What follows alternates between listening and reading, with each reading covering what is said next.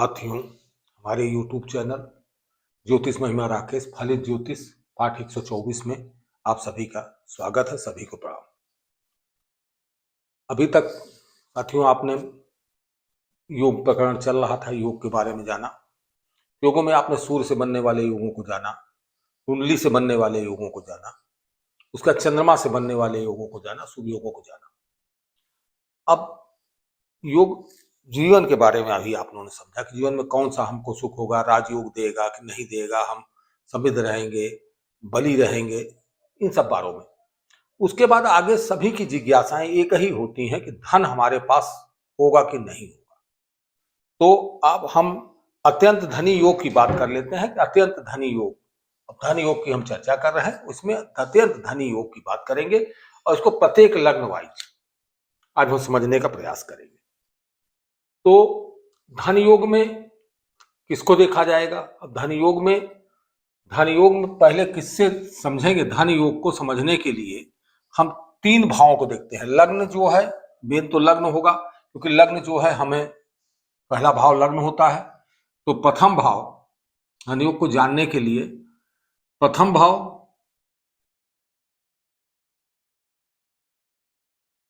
पंचम भाव,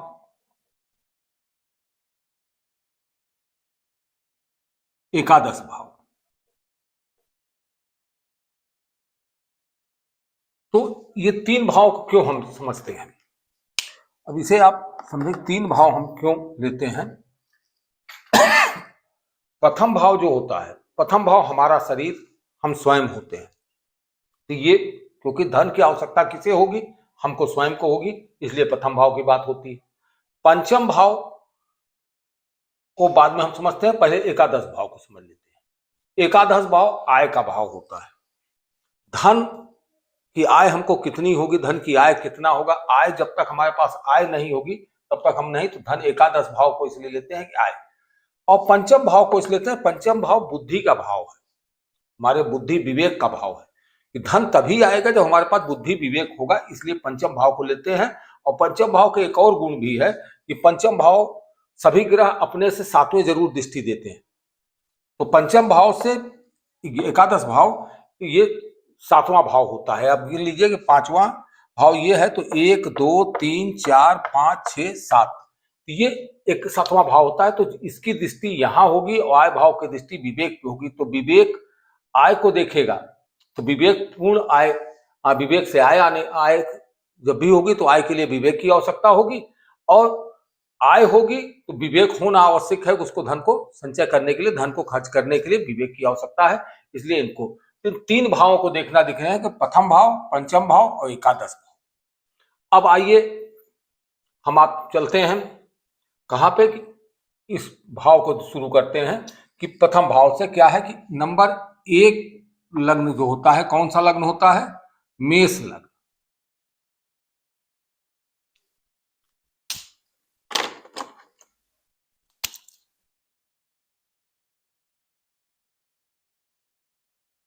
मेष लग्न। तो मेष लग्न को किससे लिखते हैं? 1 से दर्शाया जाता है। तो आप यहाँ पे पत्रिका में भी 1 से दर्शा दीजिए। ये यहाँ 1 हो गया। अब सारे भाव को हम नहीं लिखते हैं हम। अब पंचम भाव, तो यहाँ 1 है, तो यहाँ पे क्या हो जाएगा? पंचम भाव में 1 2 3 4 5, तो यहाँ पे हो जाएगा 5 हो जाएगा। एकादश भाव क्या हो जाएगा? 6 7 8 9 10 11, यहाँ पे क्या हो जाएगा? 11 हो जाएगा। अब इन्हीं तीन भावों को हम इसीलिए सब भाव में नहीं लिख रहे हैं कि आपको क्लियर हो जाए, याद रहे कि कौन कौन सा भाव देखा जाएगा। इसको देखा जाएगा, इसको देखा जाएगा और इसको देखा जाएगा। इन तीन भाव से ही हमारे सभी योग बनेंगे। अब ग्रहों की यहाँ पे होती है, तो मेष लग्न वाले की कुंडली में ग्रह कैसे बनेंगे? मेष लग्न, एक चीज तो आप पहले इसमें नोट कर लें कि सभी भाव में सभी जो भी योग बनेंगे उसमें कुछ शर्तें और होंगी, लेकिन एक शर्त सब में होंगी कि पंचम भाव का स्वामी पंचम भाव में हो, एकादश का भाव का स्वामी एकादश भाव में हो। ये निश्चित होगा कि पंचम भाव का स्वामी पंचम में होना चाहिए, एकादश का भाव का स्वामी एकादश में होना चाहिए। अब मेष लग्न की कुंडली है, मेष लग्न के पंचम भाव का स्वामी कौन हुआ? पंचम भाव का स्वामी सिंह राशि है, और सिंह राशि का स्वामी कौन होता है? सिंह राशि का सूर्य होता है। तो यहाँ कौन हो जाएगा? यहाँ पे सूर्य हो जाएगा, पहली बात। दूसरा, एकादश भाव का स्वामी कौन है? एकादश भाव का स्वामी शनि होता है। यहाँ कुंभ राशि है, कुंभ राशि का स्वामी शनि होता है, तो यहाँ पे कौन हो जाएगा? शनि।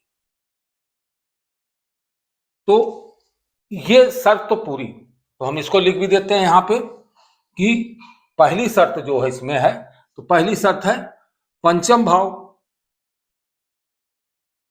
पंचम भाव का स्वामी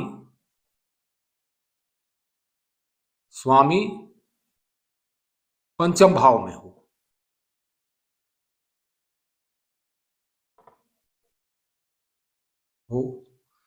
फिर दूसरा है एकादश भाव का स्वामी, भाव का स्वामी एकादश भाव में हो।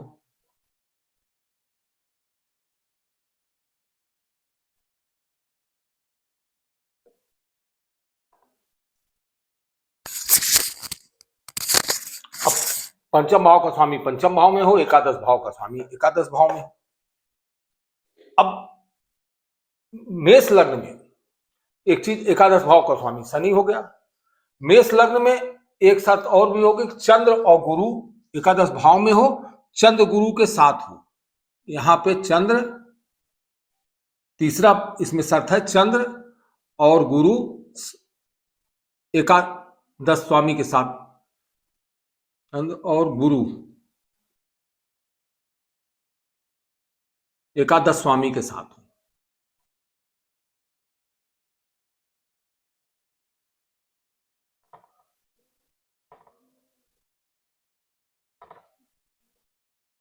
साथ, तो मेष लग्न में तीन शर्तें होंगी, पंचम भाव का स्वामी पंचम भाव में हो, एकादश भाव का स्वामी एकादश भाव में हो, चंद्र और गुरु एकादश के साथ हो। तो यहाँ पे कौन कौन और हो जाए?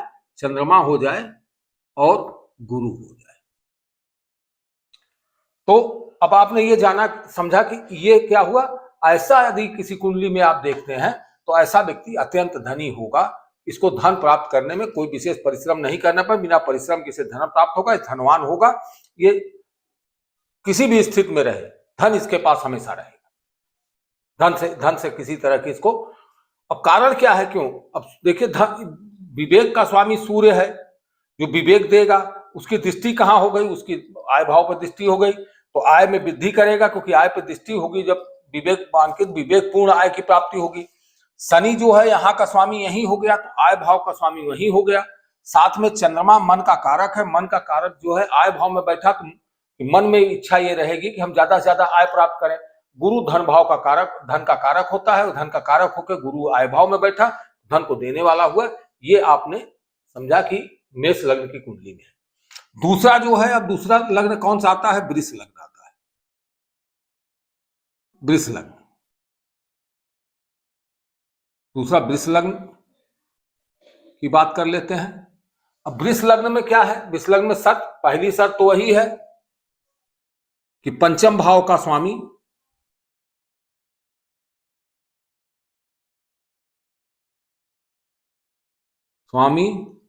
पंचम भाव में हो।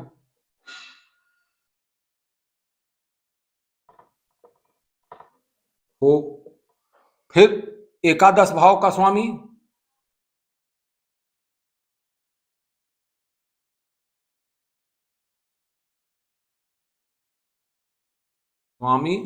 एकादश भाव में हो।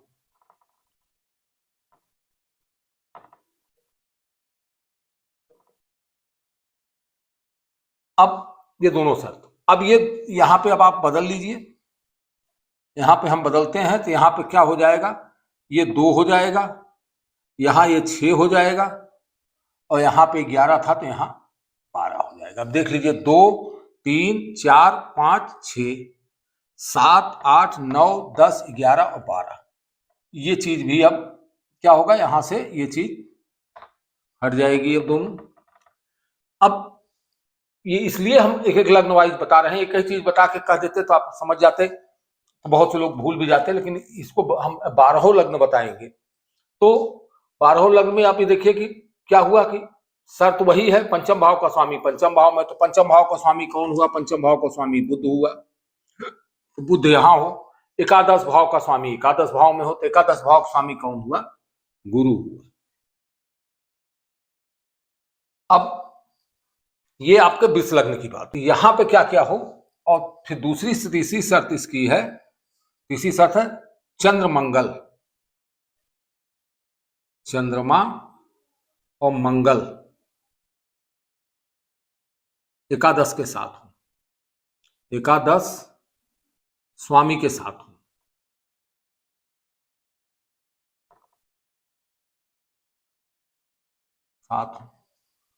तीन शर्तें।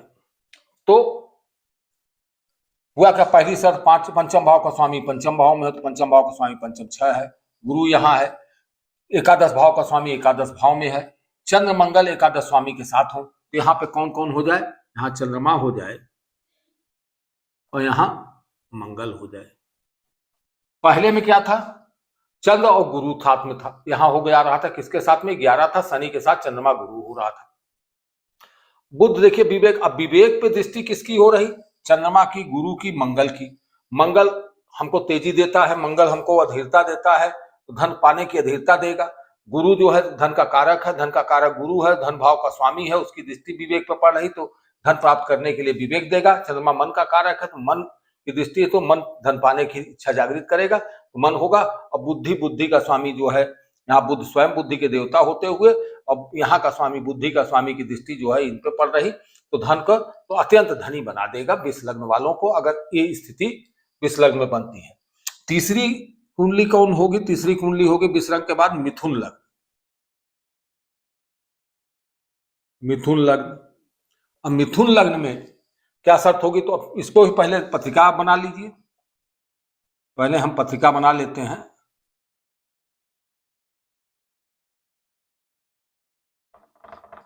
तो पत्रिका मिथुन लग्न की क्या होगी? तो यहां 3 हो जाएगा, 3 हो जाएगा तो 3 4 5 6 7 यहां पे तुला हो जाएगा, 8 9 10 11 12 1 यहां पे मेष हो जाएगा। भाव यही तीनों देखे जाने हैं। पंचम भाव का स्वामी यहां पे नंबर 1 पंचम भाव का स्वामी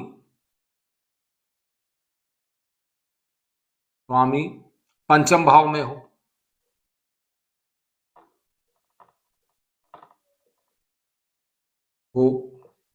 दूसरा शर्त क्या हुई? एकादश भाव का स्वामी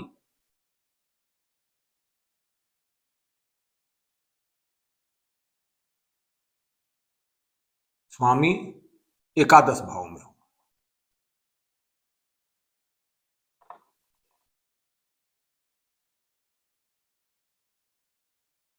इसमें अब इसमें तीसरी शर्त ये जो इसे चंद्रमंगल एकादश का होने के नहीं आ रही है, इसमें अब यहां का स्वामी कौन हो गया? यहां का स्वामी शुक्र हो गया। यहां का स्वामी कौन हो गया? यहां का स्वामी मंगल हो गया। तो आपकी दोनों शर्तें पूरी हो रही, पंचम भाव का स्वामी पंचम भाव में आ गया, एकादश भाव का स्वामी एकादश भाव में आ गया।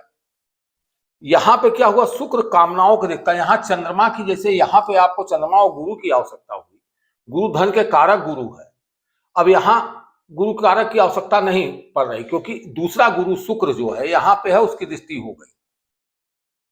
भाई गुरु अगर वो हैं तो गुरु ज्ञान के देवता हैं और धन के कारक थे, तो शुक्र जो है कामनाओं को देखता है, तो हर कामनाओं इच्छा पूर्ति की बात करते हैं, तो इच्छा पूर्ति करने वाला देव जो है वो दृष्टि दे रहा है यहाँ, तो आय पर दृष्टि देगा, तो आय की इच्छा की पूर्ति करने वाला होगा, इसलिए यहाँ गुरु की आवश्यकता नहीं हो रही। चंद्रमा मन की आवश्यकता नहीं, चूंकि कामनाएं इतनी ज्यादा प्रबल हो जाएंगी, कामनाएं ये, और मंगल अधीरता देता है, मंगल उसमें जो है प्रभावी बना देता है, मंगल बल देता है, तो मंगल के बल से जो धन की वृद्धि होगी। इसमें जो है दो ही की जरूरत होगी कि पंचम भाव का स्वामी पंचम भाव में हो, एकादश भाव का स्वामी एकादश भाव में हो, तो मिथुन लग्न वालों के लिए अत्यंत धन योग का निर्माण हो जाएगा। अब चौथा लग्न देखिए आप, चौथा लग्न का है कर्क लग्न है। 4 जहां लिखा होगा वो कर्क लग्न होगा, तो कर्क लग्न की बात कर लेते हैं। तो कर्क लग्न में अब कर्क लग्न क्या होगा? तो पहले इसको बदल दीजिए आप, तो कर्क लग्न क्या, कर्क लग्न जो होगा ये बदलिए, तो कर्क लग्न में यहां हो जाएगा 4 हो जाएगा, तो 4 5 6 7 8 यहां 8 हो जाएगा, 9, 10, 11, 12, 1 और या 2, यहां पे हो जाएगा 2। अब कर्क लग्न की बात हो रही तो पंचम भाव का स्वामी, अब इसमें भी देखिए यही है, यहां पे भी शर्त वही रहती है, पंचम भाव का स्वामी पंचम भाव में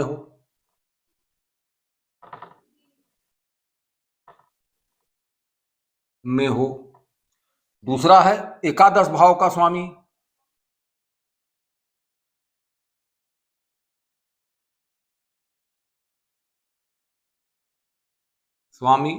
एकादश भाव में हो।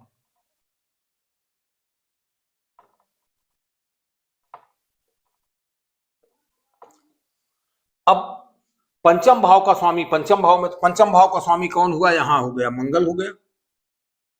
एकादश भाव का स्वामी कौन हुआ, शुक्र हुआ। तो ये अभी पहले वाला देख रहे हैं, पंचम भाव का स्वामी पंचम, एकादश भाव का स्वामी एकादश भाव में हो। तो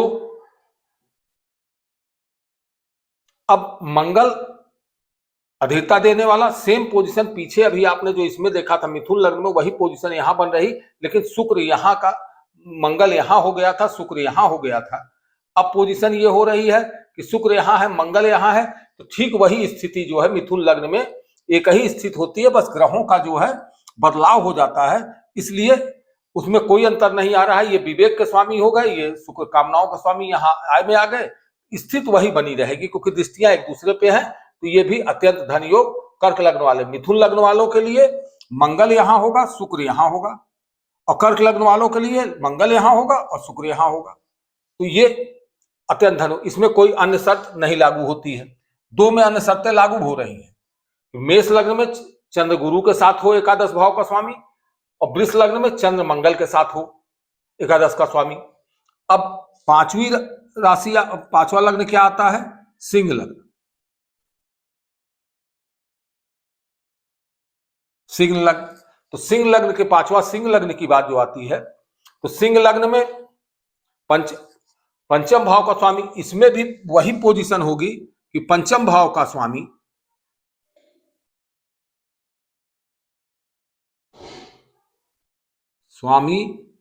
पंचम भाव में हो।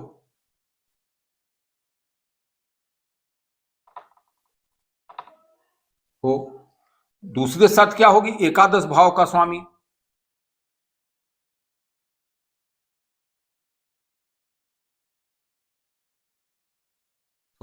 एकादश भाव में हो।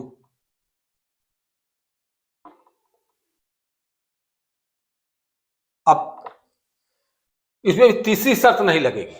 अब पंचम भाव का स्वामी, अब ये यहां पे तब सिंह बदलेंगे तो यहां पे 5 हो जाएगा, यहां हो जाएगा क्या हो जाएगा, तो यहां पे 9 हो जाएगा, यहां हो जाएगा तो यहां पे अब आपका कुंडली, अब देख लीजिए 5, 6, 7, 8, 9, 10, 11, 12, 1, 2, 3, ये हो गया।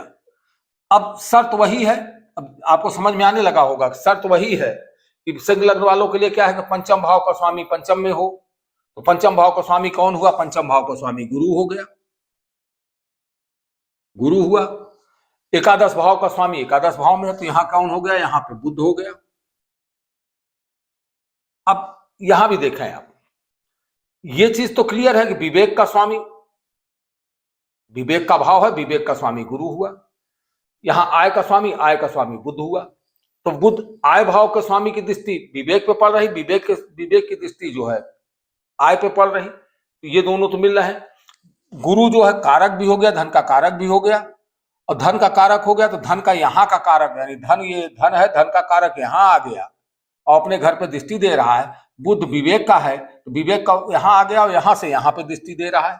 तो इसलिए ये जो है बुद्धि विवेक से इतना सबल हो जाएगा कि अत्यंत धन योग प्राप्त कर लेगा और अत्यंत धनी होगा सिंह लग्न का। छठे लग्न की बात करते हैं। छठा लग्न कौन सा हो गया, कन्या लग्न होगा, कन्या लग्न। अब कन्या लग्न की बात कर लेते हैं। तो कन्या लग्न में, कन्या लग्न यहां पे हो गया,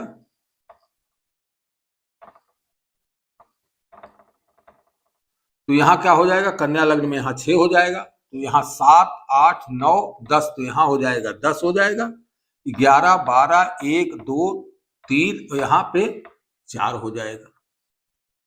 4। अब इसमें भी शर्त वही है। पहली शर्त क्या होगी? पंचम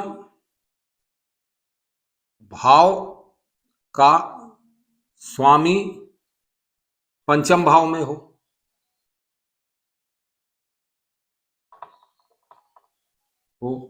दूसरी शर्त एकादश भाव का स्वामी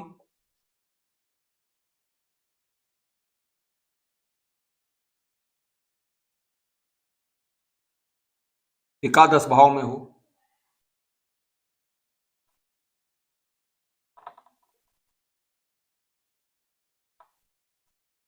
तो इसमें भी यही स्थिति है।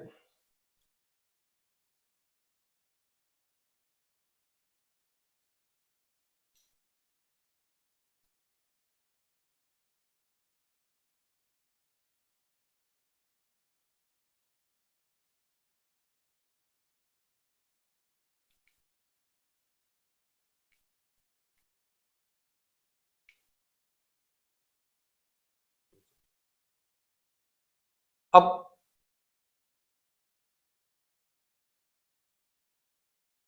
पंचम भाव का स्वामी पंचम भाव का स्वामी यहां हो गया शनि। अब एकादश भाव का स्वामी, एकादश भाव में एकादश भाव का स्वामी कौन हुआ? एकादश भाव का स्वामी चंद्रमा हुआ और ये सूर्य के साथ हो, ये सूर्य के साथ। तब आपने समझ लिया कि पंचम भाव का स्वामी पंचम भाव में हो, एकादश भाव का स्वामी एकादश भाव में हो, तो ये भी हो। यहां सूर्य क्यों आया? सूर्य आने का कारण यह है कि शनि और चंद्रमा मिलकर विषयोग का निर्माण करते हैं, दोनों की एक दूसरे पर दृष्टि हो रही है और चंद्रमा कभी कभी कमजोर हो जाता है। चंद्रमा जो है सूर्य से नजदीक होने पे, क्योंकि अमावस के आसपास का चंद्रमा होता है, उसमें शक्ति नहीं होती, कमजोर हो जाता है। तो कमजोर होने के कारण वो मन को कमजोर कर देगा, जिससे धन की नहीं होगी। तो सूर्य का उसको शक्ति मिल जाती है, सूर्य उसके साथ आ जाता है, सूर्य उसका मित्र है, तो मित्र के साथ हो जाने से उसका बल जो है, सूर्य जो है वो देने लगेगा, आय को देने वाला हो जाएगा। सूर्य जो है उसे प्रभावित करेगा और इसको अत्यंत धनवान बना देगा। अब आपके समझ में आ गया होगा कैसे हो। तो सब में एक ही शर्त रहती है कि पंचम भाव का स्वामी पंचम में हो और एकादश भाव का स्वामी एकादश में हो। कुछ में शर्तें हैं कि जैसे मेष राशि में चंद्र और गुरु साथ में हो, एकादश भाव के स्वामी के साथ चंद्र गुरु हो जाए। वृष में चंद्र मंगल जो है एकादश स्वामी के साथ में हो जाए। मिथुन लग्न में केवल पंचम भाव का स्वामी एकादश भाव का स्वामी ही होगा। कर्क लग्न में 2 में ये देखिए अंतर आ रहा है कि इसमें चंद्र गुरु साथ में हो रहा है और इसमें जो है चंद्र मंगल साथ में हो रहा है। चंद्र मंगल जो है दोनों में साथ हो रहा है। मिथुन लग्न और कर्क लग्न, मिथुन कर्क और सिंह और कन्या सिंह में, मिथुन कर्क सिंह में क्या है? केवल पंचम भाव का स्वामी पंचम भाव में, एकादश भाव का स्वामी एकादश भाव में हो जा रहे हैं। और कन्या लग्न में जो है केवल यह है कि एकादश भाव में हो। एक शर्त हो रहा है कि तीसरी शर्त इसमें हो रही है कि एकादश भाव के स्वामी के साथ, एकादश भाव के स्वामी के साथ सूर्य हो, सूर्य हो। तो आज इतने की ही बात होगी कि आज ये 6 लग्नों की बात आज हमने किया है। कल आगे के 6 लग्न जो है कन्या, अब तुला, वृश्चिक, धनु, मकर, कुंभ, मीन की जो बात कल आगे के उसमें होगा। तो इसे आप आसानी समझे, थोड़ा सा आप ध्यान देंगे तो आपको समझ में आ जाएगा कि कैसे है कि हमने सब एक एक लग्नों को बता दिया है। आज इतना ही, सभी को आज के लिए इतना ही, सभी को प्रणाम। फिर कल अगले वीडियो में आपको आगे के लग्नों के बारे में चर्चा होगी। धन्यवाद।